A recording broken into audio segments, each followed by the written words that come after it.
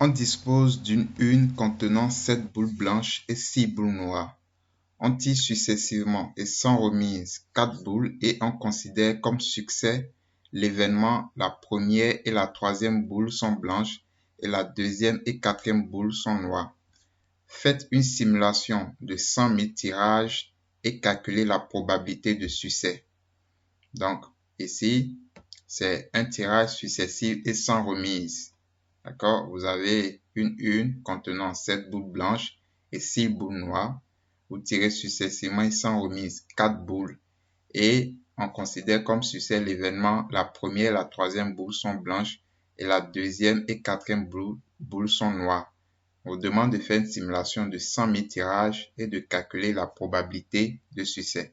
Et c'est ce que nous allons simuler. Nous allons simuler ce tirage-là. Ce que nous allons d'abord faire, c'est d'initialiser le nombre de succès à 0. Ensuite, le nombre de simulations à réaliser. Nous allons réaliser cette fois-ci 10 000 simulations. D'accord, vous pouvez augmenter si vous voulez. Et nous allons définir l'une. Donc, la meilleure façon de définir cette une, c'est de considérer une liste par exemple. Donc, une liste de 7 boules dont vous avez 7 boules, et une liste de 14 boules ou de 13 plutôt, de 13 boules, dont 7 boules sont blanches et 6 boules noires. Donc, je vais matérialiser les boules blanches par B et les boules noires par N. Donc, je vais faire 7. Donc, ici, B, virgule,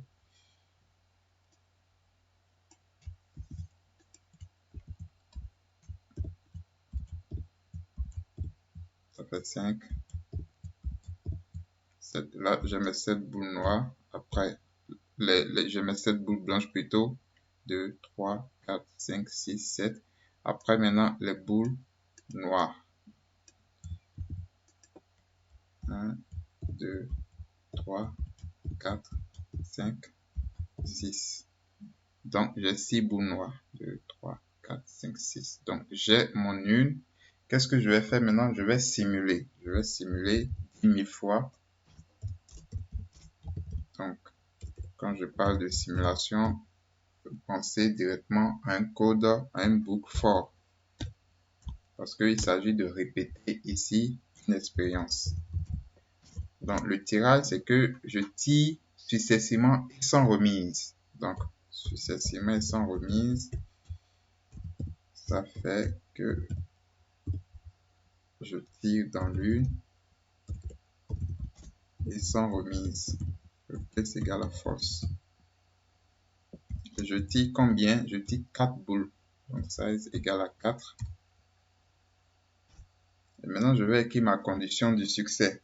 La condition du succès, c'est que la première et la troisième boule soient blanches et la deuxième et quatrième boule soient noires. Donc, c'est vraiment précis. Il faut pouvoir écrire cette condition-là. If, on va l'écrire, if tirage. La première boule, ça fait tirage de 0. Donc, la première boule tirée, c'est tirage de 0. Donc, if tirage de 0 est égal à B, and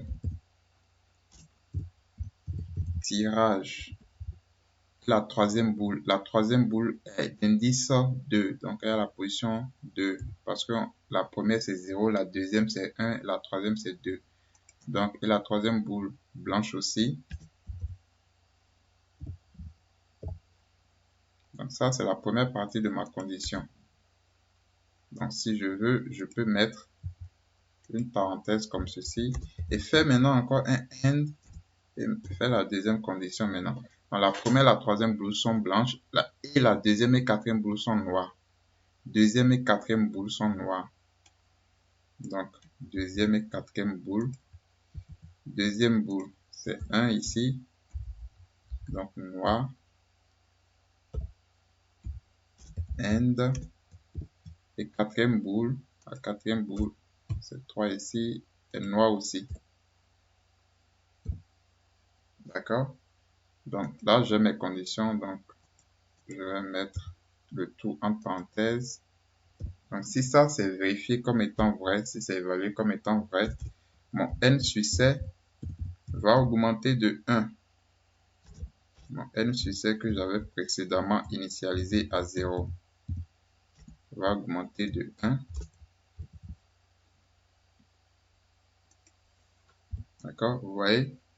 C'est exactement comme les exemples que nous avions fait dans le cours. Donc, le n succès va augmenter de 1. Et après, je peux estimer maintenant la probabilité de succès en faisant tout simplement le n succès divisé par le nombre de répétitions, le nombre de simulations réalisées. D'accord? Et j'affiche maintenant la probabilité print. La probabilité de succès,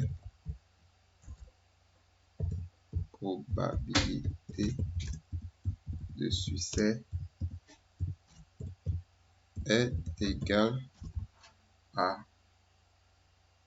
ou est estimée. La probabilité de succès est estimée à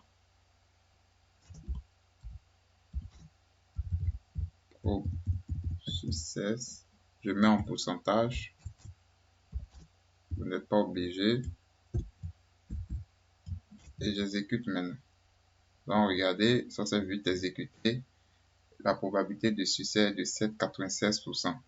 Ce que je vais faire, je vais augmenter le n à 100 000 par exemple. Je réexécute. Donc, c'est normal qu'il prenne un peu plus de temps, puisque n égale à 100 000. La probabilité de succès est estimée à 7,36%. Tout compte fait, c'est dans l'ordre de 7%. D'accord? Donc, voilà ce genre de réponse auquel vous pouvez parvenir en utilisant des techniques de simulation apprises tout au long de cette session. Excellent, magnifique, vous avez réalisé un bon travail. Je vous remercie de suivre cette formation. Vous pouvez toujours me suivre, vous abonner à mon compte LinkedIn dont je vous ai mis le lien ci-dessous. Merci et rendez-vous à la session 5.